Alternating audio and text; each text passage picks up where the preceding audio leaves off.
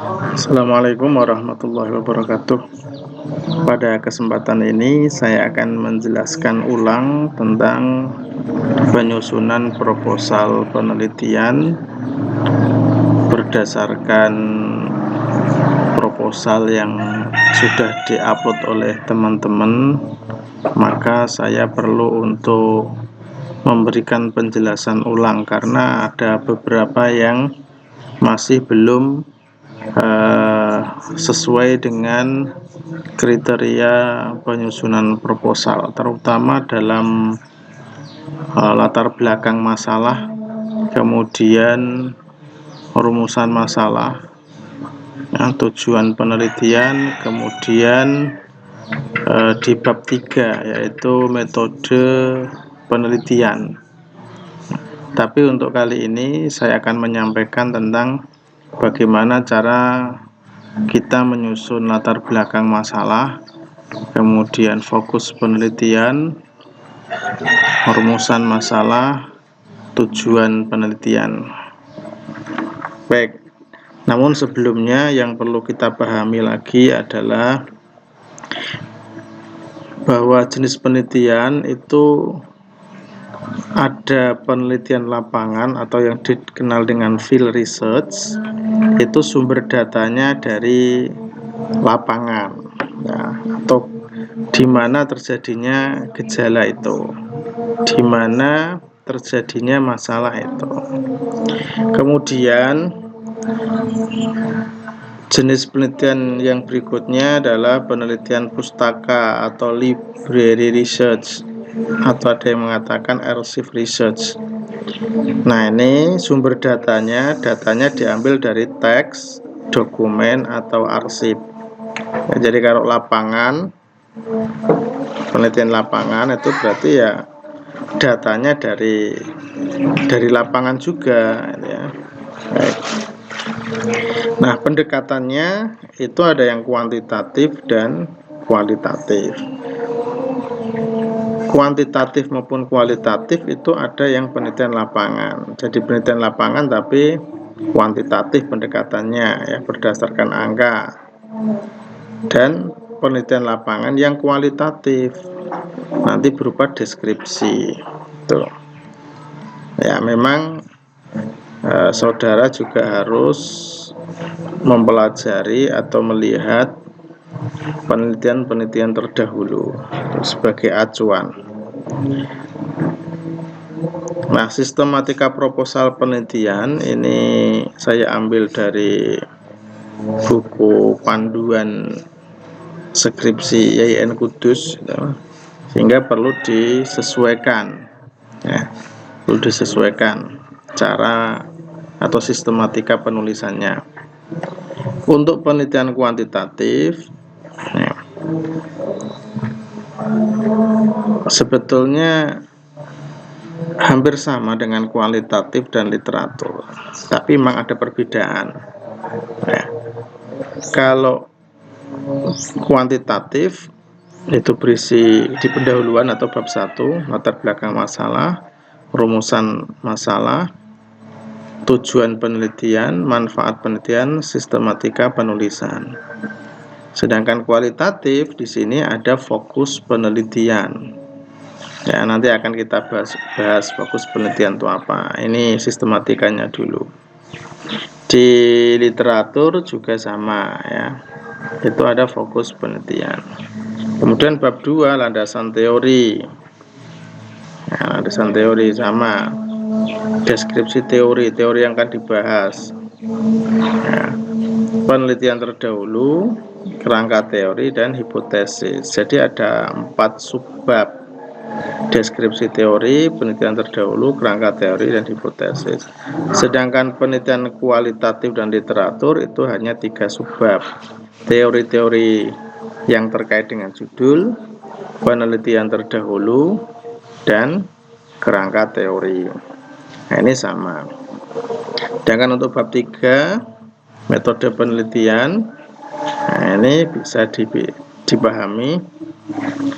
Yang membedakan itu, nah ini yang C. Kalau kuantitatif itu menggunakan populasi dan sampel. Tapi kalau kualitatif menggunakan subjek penelitian, ya, siapa saja yang terlibat dalam penelitian. Tuh.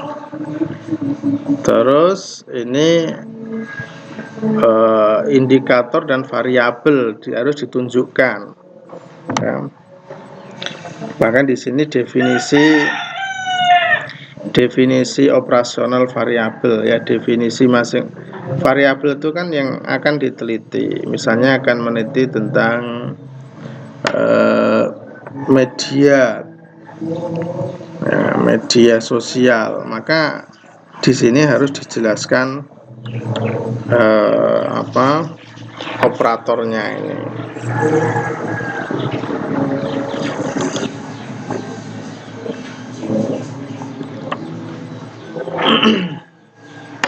Baik.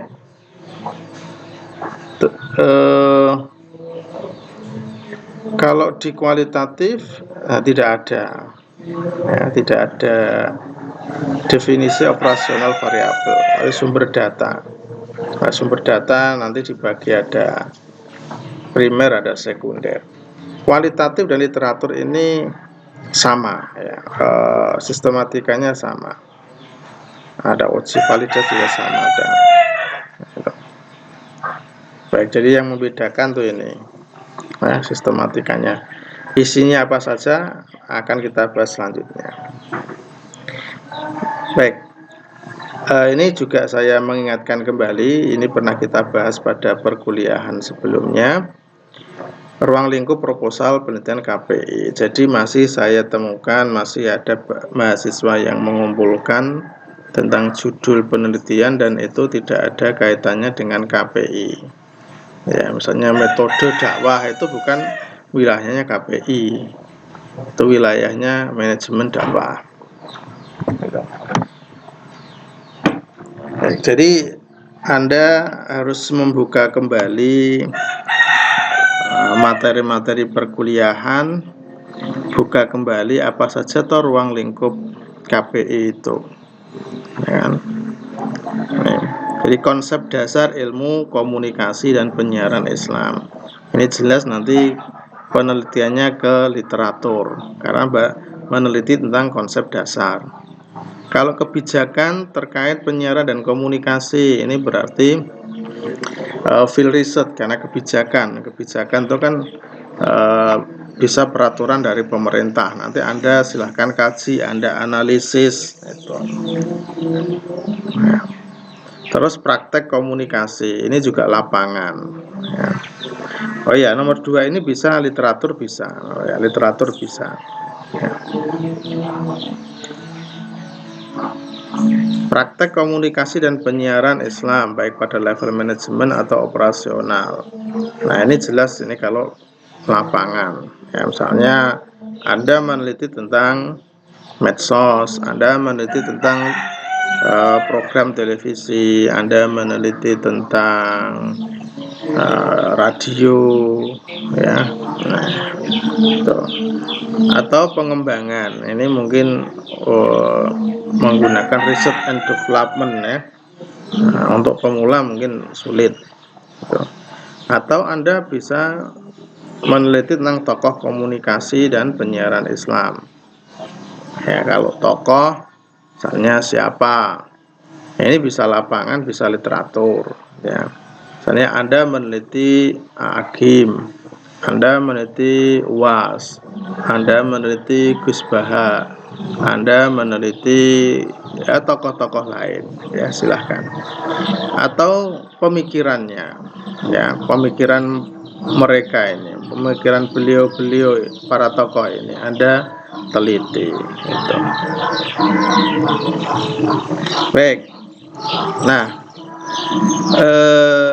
saya sedikit mencari informasi tentang ruang lingkup KPI itu paling tidak minimal, ya, ada 4. Yang pertama khitobah, ya, retorika. Jadi isinya itu retorika, bisa diskusi, orasi, negosiasi, ya. Jadi Anda bisa meneliti tentang apa ini, misalnya dakwahnya Kiai Haji Anwar Zahid misalnya ya, komunikasinya bagaimana ya, atau pola komunikasinya gitu. Terus kitabah ya, menulis ya.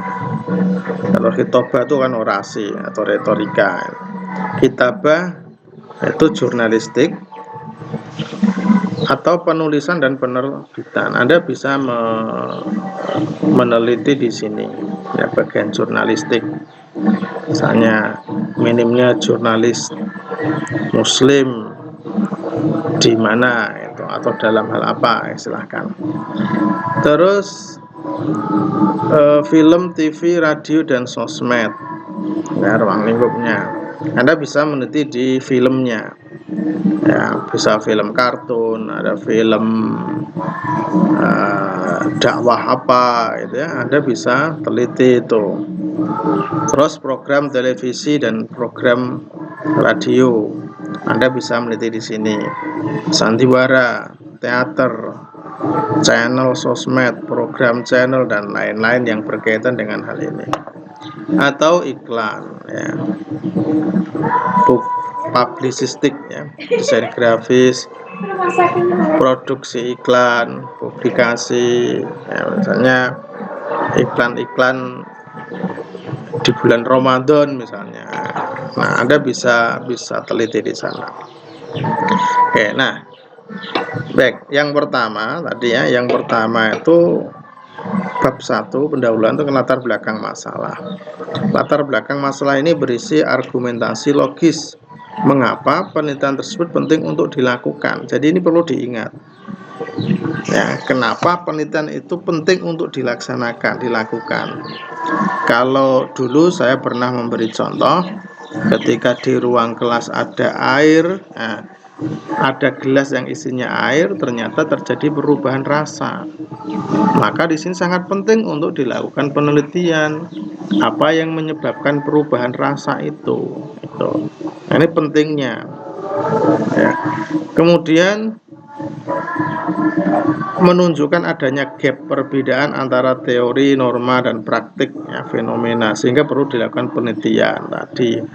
Mestinya kalau air tawar itu kan rasanya tawar ya, rasanya tawar itu. Air mineral itu kan rasanya tawar, tapi kok jadi manis atau asin, nah itu kan ada gap. Dibangun dengan argumen yang jelas dan didukung oleh data. Harus ada datanya, ingat ini harus ada datanya ya. Harus real. Jadi kalau tidak real tidak bisa dilanjutkan untuk penelitian. Real itu maksudnya gimana? Memang di situ benar-benar ada gelas yang isinya air mineral, rasanya awalnya tawar terjadi perubahan, itu namanya didukung data, tidak ngawur gitu. Lah, meneliti kok tidak tahu, nggak ngerti realnya gimana, tiba-tiba neliti, itu tidak bisa. Dan itu harus dijelaskan di latar belakang masalah. Terus memiliki keunikan ya, kelebihan, keunggulan ya, perbedaan ya, atau kekurangan malah ya.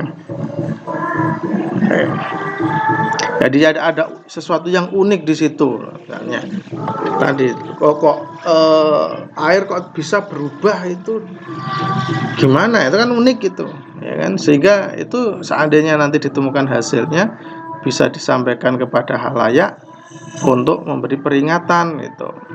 Misalnya jangan menyimpan atau membiarkan air di tempat yang ber-AC misalnya. Apalagi misalnya rasanya manis dan itu berbahaya. Nah, itu kan nanti bisa disampaikan kepada halayak. Baik, ini saya kasih contoh dalam hal latar belakang masalah. Ya, ingat tadi harus ada datanya. Judulnya nanti setelah LBM latar belakang masalah baru kita mengambil judul. Misalnya begini. Anda mengetahui ya, berdasarkan observasi atau interview atau dokumentasi, Anda mengamati ya, terhadap mahasiswa KPI semester 6. Nah, ada yang berlangganan atau menjadi ya berlangganan ya pada channel YouTube, misalnya channel YouTube Media Ilmu. Gitu. Mereka lah mahasiswa itu selalu update terhadap konten channel tersebut. Setiap channel YouTube Media Ilmu itu mengupload materi, mahasiswa itu tidak ketinggalan untuk mengikuti, untuk menyimak. Dan yang perlu diketahui, channel tersebut itu merupakan channel dakwah ya, yang mengupload konten-konten religius 1 minggu 3 kali. Anda ini harus ngerti juga, Anda harus tahu, harus mengamati atau melakukan wawancara terhadap mahasiswa ini. Nah, ini nanti harus dituangkan di latar belakang masalah. Nanti dikasih footnote. Footnote Anda berdasarkan observasi. Footnote Anda berdasarkan interview terhadap siapa, kapan dilaksanakan interview itu. Nah, itu harus ditulis, itu harus dimasukkan dalam latar belakang masalah. Nah, kemarin saya lihat banyak proposal yang dikirim ke saya itu tidak ada datanya, tiba-tiba membahas tentang peranan media YouTube terhadap mahasiswa KPI. Loh, lawang dia tidak melakukan observasi terhadap mahasiswa itu, dia tidak tanya, kok tiba-tiba muncul kata-kata itu gimana itu, dan tidak ada footnote-nya. Makanya ini nanti harus dicantumkan dalam latar belakang masalah, harus muncul ini ya. Anda juga mengetahui bahwa mahasiswa tersebut mempunyai pengetahuan agama yang lebih dibanding yang lainnya. Artinya begini, jadi setelah nonton atau berlangganan di channel YouTube Media Ilmu ini, Anda mengetahui bahwa mahasiswa itu aktif, mahasiswa itu punya pengetahuan agama yang lebih. Buktinya apa? Buktinya misalnya ketika diskusi agama atau diskusi kelas yang materinya atau mata kuliahnya itu tentang agama misalnya, itu aktif ya, aktif, terutama ikut bertanya atau malah menjawab atau menyanggah, dan jawaban atau sanggahannya itu sangat realistis dan sangat logis. Nah, dari sini ya, jadi berdasarkan Anda tahu kalau mereka sebagian dari mahasiswa itu berlangganan channel Media Ilmu ini, kemudian di samping itu mereka punya pengetahuan agama yang lebih ya, dari pahami ya. Nah, ini harus muncul di latar belakang masalah. Meskipun isinya memang tidak hanya ini, nanti dikasih prolog ya, dikasih prolog itu. Tapi sebetulnya yang paling penting itu ini. Ini nanti harus dikasih footnote. Namanya pra penelitian. Sebelum meneliti Anda harus punya data. Gitu. Ya. Nah, dari latar belakang masalah di atas, Anda baru bisa membuat judul, misalnya pemanfaatan media YouTube channel Media Ilmu dalam peningkatan pengetahuan agama Islam mahasiswa KPI. Ya, itu judulnya, pemanfaatan media YouTube channel Media Ilmu dalam peningkatan pengetahuan agama Islam mahasiswa KPI. Nah, fokus penelitiannya apa? Fokusnya yaitu media sosial YouTube, bukan medsos yang lain, bukan Facebook, bukan Twitter. Terus konten dakwah, bukan konten YouTube yang lain ya. Nah, jadi fokusnya Anda nanti meneliti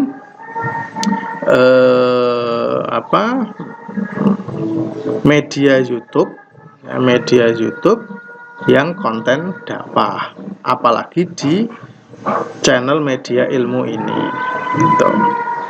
Itu fokusnya. Baik. Terus rumusan masalahnya gimana? Cara membuat rumusan masalah. Nah, dari masalah di atas bisa kita ketahui ya, atau dari judul ini. Jadi yang perlu nanti akan dicari, yang perlu diteliti ya, kan dari sini. Itu bagaimana media YouTube channel media ilmu. Nah, nanti Anda meneliti channel media ilmu itu gimana toh? Kontennya apa saja? Gitu ya. Jadi kalau perlu malah nanti Anda ketemu ke pembuatnya juga. Terus bagaimana pengetahuan agama Islam mahasiswa KPI? Anda harus nanti dalam penelitian Anda akan mencari informasi tentang pengetahuan agama Islam mahasiswa KPI.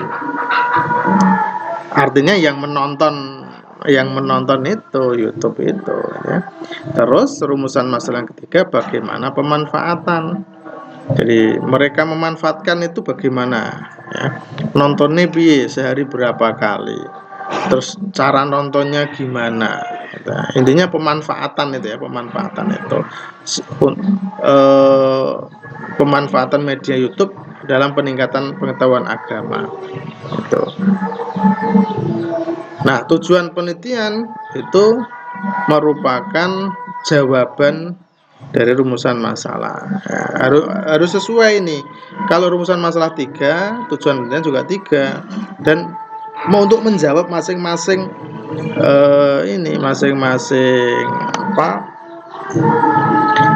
masing-masing item ini ya, untuk mengetahui media YouTube channel media ilmu kan. Nah, bagaimana media ilmu? Maka untuk mengetahui. Jadi bahasa mudahnya kata bagaimana diganti untuk mengetahui. Wah, maaf ini tidak boleh ada tanda tanya ini karena copy paste ya. Nah, ini harus dihilangkan tanda tanyanya. Tanda tanya itu hanya ada di rumusan masalah. Kemudian untuk mengetahui pengetahuan agama Islam mahasiswa KPI. Terus yang nomor 2, nomor 3 pemanfaatan, berarti untuk mengetahui pemanfaatan. Oke, baik. Sementara ini dulu silakan Anda yang sudah mengirimkan proposal, yang sudah upload proposal, kalau belum seperti ini silakan direvisi. Bagi yang belum, silakan disesuaikan dengan ini ya. Saya berharap setelah saya menyampaikan ini ada perubahan, karena rata-rata kemarin masukannya itu sama persis. Yang paling banyak itu di latar belakang masalah ya. Baik, saya kira itu dari saya. Nanti kalau ada yang perlu ditanyakan silahkan memberi komentar di bawahnya. Kurang lebihnya mohon maaf. Assalamualaikum warahmatullahi wabarakatuh.